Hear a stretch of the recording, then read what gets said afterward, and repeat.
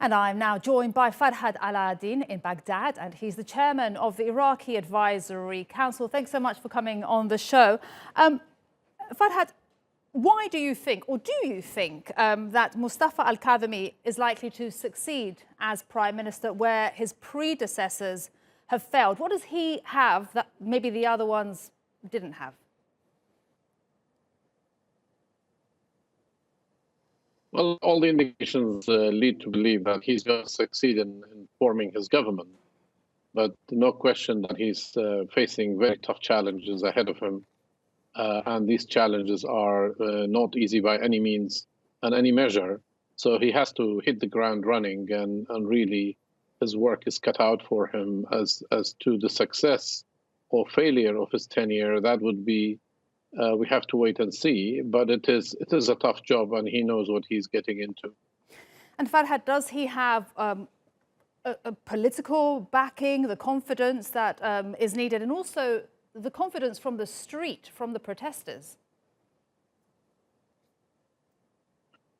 Really, I would start with the protesters. The protesters have, he has strong links with the protest movement, and we have not seen any sort of discontent among them to his nomination and now to his forming his government. While the political backing has been, in a way, semi-mixed, let's say. It's a mixed backing. Some of it was because of getting some of the political groups wanted to get rid of the other candidates, so they backed. And some of the others who really want to see a change in government, given that the current government has resigned 5 months ago and status quo is no longer sustainable. So they are willing to go with him and back him to form his government. But all in all, he doesn't have a political bloc, and none of the political blocs have adopted him as a formal candidate of their own. So he is very much like the current prime minister. He doesn't have a bloc of parliament in his name, nor he's leading any political party. So he's gonna have even stronger probably opposition if things go wrong in parliament for him later on after his nomination. But these are very challenging times. Surely you need somebody that is going to have that backing. You've had months of protests, so much political instability, and now a pandemic. What does he need to do first to get the country back?